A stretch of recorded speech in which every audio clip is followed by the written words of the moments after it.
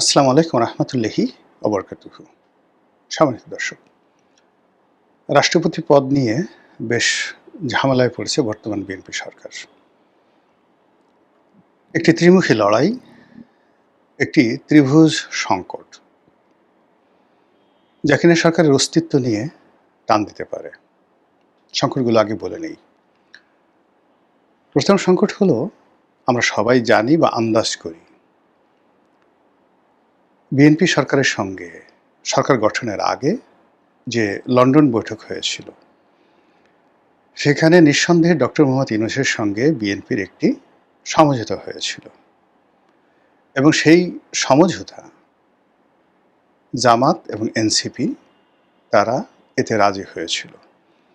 মূলত বিএনপির সঙ্গে সমঝোতা করাটা জামাত এবং এনসিপি প্রাথমিকভাবে মেনে নিতে চায়নি, কিন্তু ডক্টর মোহাম্মদ ইউনূস তিনি অনেকটা ঝুঁকি নিয়ে হয়তো বিএনপি এবং জামাতকে রাজি করিয়েছিলেন। এই কারণে কি হলো, লন্ডন থেকে যখন তিনি ফিরে এলেন, সঙ্গে সঙ্গে এনসিপি এবং জামাত এটাকে রিভোল্ট করলো যে একটি দলের প্রধানের সঙ্গে একেবারে লন্ডনে গিয়ে দেখা করতে হবে কেন, ইত্যাদি ইত্যাদি নানা রকম বিষয়। কিন্তু পরবর্তীতে সামহাও তারা ডক্টর মোহাম্মদ ইউনূসকে বিশ্বাস করেছেন, বিশ্বাস করতে বাধ্য হয়েছেন, অথবা তাকে নির্ভর করেছেন, অথবা ডক্টর মোহাম্মদ ইউনূস তার যে স্বভাবস্বরূপ মার্কেটিং যে ক্যাপাবিলিটি, সেই মার্কেটিং ক্যাপাবিলিটি দ্বারা এই দুটো রাজনৈতিক দলকে তিনি ঠান্ডা করতে সামর্থ্য হয়েছেন। তো সেক্ষেত্রে ডক্টর মোহাম্মদ ইউনূসের সঙ্গে জনাব তারেক রহমানের যে বৈঠক, সেই বৈঠকে কি কি আলোচনা হতে পারে? এক নম্বর আলোচনা যে রাষ্ট্রপতির ক্ষমতা বাড়বে এবং সেখানে ডক্টর মোহাম্মদ ইউনূসকে নিয়োগ দেওয়া হবে, হতে পারে এটা। এখন একটি অলংকারিক যে রাষ্ট্রপতির পদ, এই পদে ডক্টর মোহাম্মদ ইউনূস কোনো অবস্থাতে স্বাচ্ছন্দ্য বোধ করবেন না। অনেকটা পাকিস্তানের যে রাষ্ট্রপতির পদ রয়েছে, ঠিক এইরকম একটা কাছাকাছি যদি তাকে ক্ষমতা দেওয়া হয় এবং সেইভাবে তার সঙ্গে, অর্থাৎ তারেক রহমান সাহেবের সঙ্গে তার একটা সমঝোতা হতে পারে। ২ নম্বর হলো যে তারেক রহমান সাহেবের যে সরকার, সেই সরকার একটা জাতীয় সরকার হতে পারে এবং সেই সরকারে ডক্টর মোহাম্মদ ইউনূসের যারা বিশ্বস্ত লোকজন রয়েছেন, সেই বিশ্বস্ত লোকজন তাদেরকে প্রোভাইড করতে হবে। তো সেক্ষেত্রে তার কিচেন ক্যাবিনেটের যারা লোকজন ছিলেন, বিশেষ করে ধরেন লামিয়া মোর্শেদ, তারপর আদিলুর রহমান শুভ্র, এই যে এখন যিনি আছেন খলিলুর রহমান, তিনি, আরও যারা ছিলেন কয়েকজন, ফাইজুল কবির খান, তারা টেকনোক্র্যাট কোঠায় বিএনপির মন্ত্রী পরিষদে স্থান পাবেন, এই ধরনের একটা কথা হতে পারে। অথবা জামাতের কিছু লোক, এনসিপির কিছু লোক, তাদেরকে বিএনপি প্রোভাইড করবে বিভিন্নভাবে, এবং এইগুলো একেবারে সাধারণ কথা, এগুলো হতেই পারে।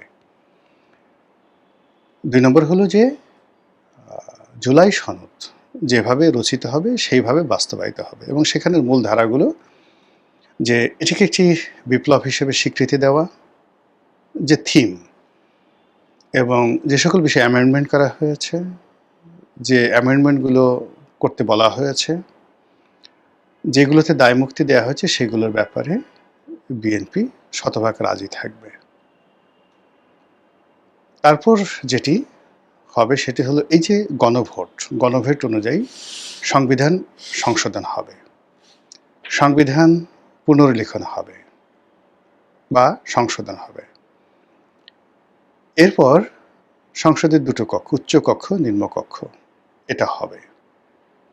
এই বিষয়গুলো লন্ডন বৈঠকে আলোচিত হয়েছে, এরকমই ধারণা করা হয়।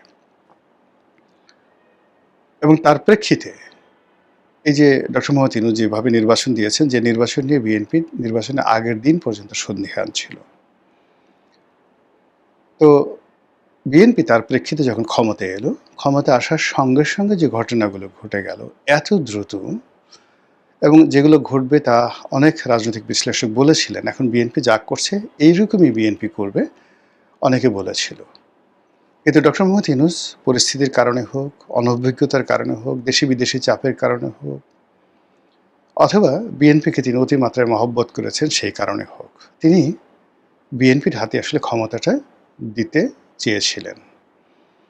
তো সেই ক্ষমতা পাওয়ার পর বিএনপির যে নতুন সরকার, অনেকগুলো বিষয় তারা ঐক্যমত্য পোষণ করেছে। কিন্তু ওই যে জামাত, এনসিপি, ডক্টর মোহাম্মদ ইউনূসের যে সকল অলিগার ছিলেন, তার জামানাতে যে সকল কিচেন ক্যাবিনেটের সদস্য ছিলেন, ওই সময়টাতে যারা সুবিধাভোগী ছিলেন তাদেরকে প্রোভাইড করার মতো একটা সিঙ্গেল জিনিস এখনো পর্যন্ত করা হয়নি। তার ফলে কি হলো? তার ফলে যেটা হলো যে ক্রমশ এনসিপির সঙ্গে, জামাতের সঙ্গে, বিএনপির সঙ্গে, ডক্টর ইউনূসের সঙ্গে একটা দূরত্ব তৈরি হয়েছে এবং সেই দূরত্বটা এখন একটা ভয়ঙ্কর আকার ধারণ করেছে। এটি গেল এক। ফলে ডক্টর মোহাম্মদ ইউনূসের এই রাষ্ট্রপতি পদে ফিরে আসা, রাষ্ট্রপতির ক্ষমতা বৃদ্ধি করা, এটি এখন অনেকটা আসমানের চাঁদ তারা হয়ে গেছে। দ্বিতীয় বিষয় হলো বিএনপির ভিতরের এক শ্রেণীর বেশিরভাগ লোক তারা কারণই খুঁজে পাচ্ছেন না যে কেন আওয়ামী লীগ জমানাতে যিনি রাষ্ট্রপতি ছিলেন বা আওয়ামী লীগের রাষ্ট্রপতি শাহাবুদ্দিন চুপ্পু, যাকে জামাতের লোক, এনসিপির লোক একেবারেই দেখতে পারেন না এবং ডক্টর মোহাম্মদ ইউনূস একেবারেই পছন্দ করেন না, আমেরিকান লবিও পছন্দ করছে না, সেই মানুষটিকে রাষ্ট্রপতির পদে রেখে বিএনপি লাভ কি হচ্ছে? বিএনপি কেন তার রাজনৈতিক যারা মিত্র, দীর্ঘদিনের মিত্র, এখন যাদেরকে মামু বানানো হয়েছে, আমি এবং মামুদের সরকার, যাদেরকে ছায়া বিরোধী দল, যাদেরকে গৃহপালিত বিরোধী দল ভার্সন এআই, আর্টিফিশিয়াল ইন্টেলিজেন্স তৈরি করে সরকারকে টিকিয়ে রাখা হয়েছে, যাদেরকে ইলেকশন ইঞ্জিনিয়ারিং বলেন, ফল ইঞ্জিনিয়ারিং বলেন, যে সকল দুর্নাম বদনাম হয়েছে, যারা দে দ্য পার্ট অফ ইট, যাদের সম্মিলিত যে ম্যাটিকুলাস ডিজাইন, সেই ডিজাইনের ফলে সরকার, আওয়ামী লীগ সরকারের পতন হয়েছে, শেখ হাসিনা বাংলাদেশ থেকে চলে যেতে বাধ্য হয়েছে, যার ফলে বিএনপি ক্ষমতায় এসেছে। কাজী তাদেরকে ক্ষুব্ধ করে, তাদেরকে অপমানিত করে, তাদেরকে লাঞ্ছিত করে, তাদের মনে কষ্ট দিয়ে কোন স্বার্থে, কোন ক্যাটাগরিতে, কোন উদ্দেশ্যে বর্তমান রাষ্ট্রপতিকে বহাল রাখা হয়েছে, এটা বিএনপির লোকজন প্রশ্ন করছে দলের শীর্ষ নেতৃত্বকে। দ্বিতীয়ত হলো তাদের প্রশ্ন যে আমরা এই যে জনাব শাহাবুদ্দিন চুপ্পু, তাকে যে সরাতে পারছি না বা সরাচ্ছি না, এটা কি আমাদের ইচ্ছায়, নাকি এখানে তৃতীয় পক্ষ আছে, চতুর্থ পক্ষ আছে, ভারত আছে, দিল্লি আছে, এখানে সেনাবাহিনী আছে? তাহলে কি তারেক রহমান সাহেব স্বাধীন নন? এই রাষ্ট্রপতি তাদের জন্য কি ভালো হবে না মন্দ হবে? এই একটা গ্রুপ যারা বিএনপির মধ্যে চিন্তা ভাবনা করেন, তারা চিন্তা ভাবনা করছেন। আরেকটি যারা বিএনপির আবেগপ্রবণ গ্রুপ, তাদের বক্তব্য হলো যে এই দলে সারাটা জীবন এই দলের পিছনে শেষ করে দিয়েছেন। এরকম অনেক শীর্ষ নেতৃত্ব রয়েছেন যাদেরকে জীবন সানিয়ে এসে রাষ্ট্রপতি পদে দিলে সর্বাঙ্গীন সুন্দর হবে, দেখতে ভালো লাগবে, নেতাকর্মীরা আনন্দ পাবে। এক্ষেত্রে সবার আগে নাম আসছে মির্জা ফখরুল সাহেব, যে তাকে রাষ্ট্রপতি পদে মনোনয়ন দেওয়া হোক। কেউ ডক্টর মঈন খান, কেউ নজরুল ইসলাম খান, তাদের নামও বলছেন। কেউ আবার গয়েশ্বর রায়, তার নামও বলছেন যে ঠিক আছে, আমাদের দেশে কখনো একজন হিন্দু কমিউনিটির লোক রাষ্ট্রপতি হননি, তো তাকে যদি রাষ্ট্রপতি করা হয় সরকার একটা উদার হবে। ভারতে যেমন এখন হরিজন সম্প্রদায় থেকে রাষ্ট্রপতি করা হয়েছে, এটি ভারতের একটা উদার গণতান্ত্রিক যে রীতি, সেই রীতির প্রতি সম্মান। এপিজে আব্দুল কালাম সাহেবকে করা হয়েছে, মুসলমান ধর্মাবলম্বী একজন বিজ্ঞানীকে করা হয়েছে, এটা উদারনৈতিক গণতন্ত্র। সেক্ষেত্রে গয়েশ্বরচন্দ্র রায়, তার আউটস্ট্যান্ডিং পারফরমেন্স, প্লাস সে যদি রাষ্ট্রপতির বাইরে থাকে, এই মাঝে মধ্যে ফুটফাট করে সে অনেক সত্য কথা বলে ফেলে, তাকে বলা হয় রয়ের 1 নম্বর লোক, দিল্লির 1 নম্বর লোক, হোয়াট এভার মেবি, তাকে যদি রাষ্ট্রপতি পদে বসানো হয়, তাহলে হিন্দু কমিউনিটি, পশ্চিমবঙ্গ, দিল্লি, দলের যারা নেতাকর্মী, তার সঙ্গে তার যে দীর্ঘ সংগ্রামী জীবন, সেই সংগ্রামী জীবনের প্রতি শ্রদ্ধা জ্ঞাপন করা হলো। এভাবে অনেকের নাম আসছে এবং বিএনপির যারা আবেগপ্রবণ নেতাকর্মী, তারা আশা করছে যে কেন আমরা আমাদের এরকম একটা গুরুত্বপূর্ণ পদ, অলংকারিক পদ, সেখানে আমাদের নিজেদের লোক না বসিয়ে কেন আমরা জনাব শাহাবুদ্দিন চুপ্পু তাকে রাখব? এই যে একটা বক্তব্য। এখন এই যে 3টি সমস্যা, চুপ্পু সাহেবকে নিয়ে সমস্যা, মির্জা ফখরুল বা গয়েশ্বরচন্দ্র বাবু রায় তাদেরকে এখানে নিয়োগ দেওয়া দুটো সমস্যা। ৩ নম্বর সমস্যা হলো ডক্টর মোহাম্মদ ইউনূস সেখানে নিয়োগ না দেওয়া। এই ৩টি সমস্যা এবং রাষ্ট্রপতি পদ, এটি নিয়ে বিএনপি যে সমস্যায় পড়েছে এটিকে আপনি ত্রিশঙ্কু সমস্যা বলতে পারেন, ত্রিমাত্রিক সমস্যা বলতে পারেন, এটিকে ত্রিভুজ বা ট্রায়াঙ্গেল বলতে পারেন, যা কিনা সরকারের সমস্ত কাজকর্মকে স্টপ করে দিচ্ছে। ওখানে জনাব চুপ্পু আছেন, তিনিও যে খুব সুখে আছেন, নট লাইক দ্যাট। এই কারণে আসলে মানুষ আনসার্টেনিটি থাকতে পারে না। যদি সরকার বলতো যে না, জনাব চুপ্পু সাহেবের যে মেয়াদ আছে সেই মেয়াদ পর্যন্ত তিনি থাকবেন, আমরা এখানে আপাতত পরিবর্তন করতে চাচ্ছি না, তাহলে বেচারা সুখে শান্তিতে থাকতে পারতেন। কিন্তু প্রতিটা মুহূর্তে জনাব চুপ্পু সাহেবও কিন্তু সেখানে এক ধরনের মানসিক যন্ত্রণার মধ্যে সেখানে রয়েছেন। আবার অন্যদিকে এখন চুপ্পু সাহেব অনেকটা যাকে বলে গৃহহারা, অনেকটা কুলহারা মানে মানুষের রূপান্তরিত হয়েছে। আওয়ামী লীগের লোকজন বিভিন্ন কারণে মানে যখনই সুযোগ পাবে চুপ্পু সাহেবকে ছেড়ে দেবে না আওয়ামী লীগের লোকজন, একটা একেবারে শতভাগ নিশ্চিত থাকতে পারেন। অন্যদিকে তিনি যে উপকার করেছেন ডক্টর মোহাম্মদ ইউনূসের, তিনি না হলে ডক্টর মোহাম্মদ ইউনূস সরকার গঠিত হতো না। ইভেন তিনি পদত্যাগ করলে, তিনি পালিয়ে গেলে, তিনি যদি দাঁড়িয়ে থাকতেন যে আমি মরে যাব, এই কাজগুলো আমি করতে দেব না, তিনি যদি বলতেন শেখ হাসিনার পদত্যাগপত্র আগে আমাকে দেখাও, আমি এই পদত্যাগপত্র দেখব, সাইন করব, ফাইলের মধ্যে ঢুকবে, রেকর্ড হবে তারপর। কিন্তু তিনি ওই সময়টিতে কোনো কিছু করেননি, না করে অন গুড ফেথ, গুড ট্রাস্টে জাতির আবেগকে, আন্দোলনের ফলকে তিনি সম্মান করেছেন। এর বাইরে যতটুকু আমি শুনেছি সেটি হলো এই যে ১০৬ অনুচ্ছেদ অনুযায়ী সুপ্রিম কোর্টের মতামত নিয়ে ডক্টরিন অফ নেসেসিটি যে থিওরিটি, এই থিওরিটি জনাব শাহাবুদ্দিন চুপ্পু তিনি এই ডক্টর মোহাম্মদ ইউনূস, সেনাপ্রধান এবং অন্যান্য যারা লোকজন আছেন তাদেরকে দিয়েছেন। তো তিনি বুদ্ধিটা দিয়েছেন, কিন্তু সেই বুদ্ধিটি যারা আইনঙ্গনের লোক তারা কার্যকরভাবে করতে পারেনি। ফলে ১০৬ অনুচ্ছেদ ব্যবহার করা হয়েছে, উদাহরণ হিসেবে দেখানো হচ্ছে, কিন্তু এটার যে ডকুমেন্টারি এভিডেন্স সেটি সুপ্রিম কোর্টে পাওয়া যাচ্ছে বলে আমি এখনো শুনতে পাইনি। অধিকাংশ সাবেক প্রধান বিচারপতি, অ্যাপিলেট ডিভিশনের বিচারপতি যারা এই ১০৬ অনুচ্ছেদ অনুযায়ী এই কর্মকাণ্ড অর্থাৎ ডক্টর মোহাম্মদ ইউনূস সরকারের যে গঠন, এই গঠন প্রক্রিয়াকে সমর্থন জানিয়েছেন,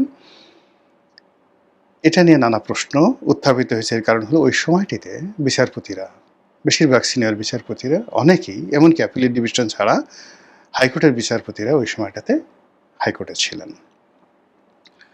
তো কাজেই এগুলি নিয়ে সমস্যা তৈরি হচ্ছে, এগুলি নিয়ে নানা রকম তর্ক এবং বিতর্ক তৈরি হচ্ছে, এবং এই বিতর্ক সমাধান না করে বিএনপি কার্ড বিতরণ করছে। আবার সেই কার্ড নিয়ে অমির রহমান পিয়াল, সে যে গান রচনা করেছে বায়োস্কোপ, তো আইলো তারেক জিয়া সবার ভাইয়া, সে যে অসাধারণ রিদম, ভাইয়া কার্ড বেচে। তো এই যে ভাইয়া কার্ড বেচে বা কার্ড বিক্রি করে, এগুলো নিয়ে যে বায়োস্কোপ তৈরি করেছে বা গানের যে রিদম, এটা নিয়ে টিকটক হচ্ছে, এবং এটা এখন মানুষের এত রিদম, এত মানে এটা নিয়ে মানুষ খেলছে। তারেক রহমান সাহেবকে একটা বিখ্যাত কথা আমি লিকওয়ানের মুখে শুনেছি, সিঙ্গাপুরের প্রধানমন্ত্রী, অর্থাৎ যখন কোনো একজন সরকার প্রধানকে, পাওয়ারফুল মানুষকে মকারির মধ্যে ফেলে দেওয়া হয়, তুচ্ছ তাচ্ছিল্যের মধ্যে ফেলে দেওয়া হয়, তার রাজনীতির ক্যারিয়ার শেষ, এবং তার দ্বারা আর কখনো প্রশাসনিক কর্মকাণ্ড চালানো সম্ভব নয়। আমাদের এই সময়টাতে দুজন মানুষ রীতিমতো মকারিতে পড়ে গেছেন, তিনজন। এক নম্বর হলো শিক্ষামন্ত্রী এহসানুল হক মিলন। এখন তাকে নিয়ে লাইভ টেলিকাস্ট হচ্ছে, পোলাপান তাকে নিয়ে সেলফি তুলছে, তাকে সামনে রেখে, তাকে অনুকরণ করে তারই সামনে তাকে নিয়ে ঠাট্টা করছে, এই কেমন আছো, ভালো আছো তো, তার সামনে। মানে শিক্ষামন্ত্রী যাচ্ছেন, কয়েকটা মেয়ে ছেলে দাঁড়িয়ে তাকে মকারি করছে, এবং যেমন খুশি তেমন সাজের মতো আচরণ করতে চেয়েছে। তিনি হাঁটছেন, ছোট ছোট বাচ্চা প্রাইমারি ছেলেরা তাকে নিয়ে সেলফি তুলছে। It's a mockery. এটা সম্মান প্রদর্শন নয়, এটা আকর্ষণ নয়। সিমিলারলি প্রধানমন্ত্রী তারেক রহমান সাহেবকে নিয়েও মকারি হচ্ছে। এই যে একটা বায়োস্কোপ, অমির রহমান পিয়ালের একটা বায়োস্কোপ, এটাকে নিয়ে যত লক্ষ লক্ষ টিকটক এবং শত শত কোটিবার এই টিকটকগুলো যেভাবে মানুষ দেখছে, যেভাবে তার প্রতিটা জিনিস, তার সরকারের কর্মকাণ্ড যেভাবে সমালোচনা করছে, এটা আমার জানা মতে এই সমসাময়িক দুনিয়াতে অন্য কোনো সরকার প্রধানকে নিয়ে এই মকারি হয়নি, সেটি তাকে নিয়ে হচ্ছে। ফলে কি হলো দেখেন, তার দপ্তরের তার, লাল টেলিফোনের তার কেটে ফেলা হচ্ছে। তার সামনে যে কোনো লোক এসে গাড়িতে সামনে বসে পড়তে পারছে। তাকে নিয়ে একটা ছোট শিশু, তারাও মকারি করছে প্রধানমন্ত্রীকে নিয়ে, তার সাথে ছবি তুলবে, তার জন্য ফুল আনবে এবং তার সামনে দাঁড়িয়ে কেউ খালেদা জিয়া হওয়ার চেষ্টা করছে, কেউ শহীদ প্রেসিডেন্ট জিয়াউর রহমান হওয়ার চেষ্টা করছে। It's a mockery. মানে মনে হচ্ছে একটা শিশু যে শিশুসুলভ আচরণ করছে, অর্থাৎ শহীদ প্রেসিডেন্ট জিয়াউর রহমান সেজে সাফারি স্যুট পরে কালো চশমা দিয়ে তার ছেলের সামনে, বর্তমান প্রধানমন্ত্রীর সামনে শিশুসুলভ আচরণ করছে, বালখিল্য করছে। এটা প্রধানমন্ত্রী পছন্দ করছেন, মানে তিনি বালখিল্য পছন্দ করছেন। It's a mockery. প্রধানমন্ত্রীর রুচি, চিন্তা, চেতনাকে ওই পর্যায়ে সাধারণ মানুষ নিয়ে আসছে। এরকম সেম দৃশ্য আপনি ইন্দিরা গান্ধীর জীবনে দেখাতে পারবেন না, সেম দৃশ্য আপনি রাজীব গান্ধীকে দেখাতে পারবেন না, নেহরুকে দেখাতে পারবেন না, কিন্তু এই ধরনের দৃশ্য আপনি মোদিকে দেখাতে পারবেন। সেদিন দেখলাম পরোটা দিয়ে গোবর খাচ্ছে এক লোক। প্রধানমন্ত্রী মোদিকে খুশি করার জন্য সে গোবর দিয়ে পরোটা খাচ্ছে এবং সেটা ভাইরাল হয়ে গেছে। এখন ভারতে যে ককরোচ মুভমেন্ট, তেলাপোকা মুভমেন্ট, এটি সরকারকে মকারি করা হচ্ছে। ঠিক একইভাবে এই যে দুজন মন্ত্রীকে বললাম, শিক্ষামন্ত্রী এবং প্রধানমন্ত্রী, এরপরে রবিউল মন্ত্রী, মানে যিনি যোগাযোগ মন্ত্রী, তাকে নিয়ে মকারি করা হচ্ছে। আরও কয়েকজন মন্ত্রীকে নিয়ে মকারি করা হচ্ছে, যারা প্রধানমন্ত্রীর গাড়ির সামনে দৌড়ান। মন্ত্রী বাদ দিয়ে পাগলের মতো দৌড়াচ্ছেন প্রধানমন্ত্রীর গাড়ির সামনে। তো আলটিমেটলি কী হলো, রাষ্ট্রপতির মতো একটা গুরুত্বপূর্ণ পদ, সেখানে একটা ত্রিমাত্রিক সমস্যা তৈরি করে প্রধানমন্ত্রী যে কাজগুলো করছেন, সেটা খাল কাটা হোক, সেটা কার্ড বিতরণ করা হোক, সেটা মঞ্চে বক্তব্য দেওয়া হোক, হোয়াট এভার মেবি। এমনকি তিনি যে এই যে বিভিন্ন সরকারি অনুষ্ঠানে যাচ্ছেন, পুলিশের অনুষ্ঠানে যাচ্ছেন, মিলিটারি অনুষ্ঠানে যাচ্ছেন, বিজিবির অনুষ্ঠানে যাচ্ছেন, আনসারদের অনুষ্ঠানে যাচ্ছেন, সবাই তার মাথায় একটা ক্যাপ পরিয়ে দিচ্ছে, মানে 5 স্টার জেনারেল, 5 তারকা জেনারেল, ফিল্ড মার্শাল জনাব তারেক রহমান। আচ্ছা, আপনি দেখেন তো এরকম 5 স্টার জেনারেল, যেটা শেখ হাসিনাকে এই প্রথম টুপি পরায় দেওয়া হতো, 5 স্টার জেনারেলের পোশাক পরিয়ে দেওয়া হতো, এরকম একটা পোশাক 5 স্টার জেনারেল পোশাক নরেন্দ্র মোদী পরেছেন, ইমরান খান, শাহবাজ শরীফ, কিংবা ধরুন 5 স্টার জেনারেলের এরকম কোনো পোশাক আপনি এই জামানাতে ডোনাল্ড ট্রাম্প পরেছেন, পুতিন পরেছেন, এমনকি কিম এরকম একটা জেনারেলের পোশাক পরে 5টা স্টার লাগানো টুপি মাথায় দিয়ে উত্তর কোরিয়ার প্রেসিডেন্ট কিম, যাকে বলা হয় পাগল প্রেসিডেন্ট, সেখানেও এই ঘটনা, এই মকারি সেনাবাহিনী করতে সাহস পায়নি। আর এই ঘটনা এখন বাংলাদেশে আনসাররা করছে, পুলিশ করছে, অন্যান্য বাহিনী করছে। ফিল্ড মার্শাল শেখ হাসিনা, তারপরে এখন নতুন ফিল্ড মার্শাল তারেক রহমান। তো বুঝতে পারেন যে এই যে বিষয়গুলো যে হচ্ছে, কেউ কথা বলছেন না, কেউ গুরুত্ব দিচ্ছেন না, আর ডে বাই ডে হাওয়ার মিঠাইগুলো উড়ে যাচ্ছে। আমরা ছোটবেলা হাওয়ার মিঠাই খেতাম না, সেরকম অবস্থা হচ্ছে। আশা করি সরকারের যারা কর্তা ব্যক্তি বিষয়টি দেখবেন, ভাববেন, বুঝবেন এবং চিন্তা করবেন। আসসালামু আলাইকুম রহমতুল্লাহি ওয়া বারাকাতুহু।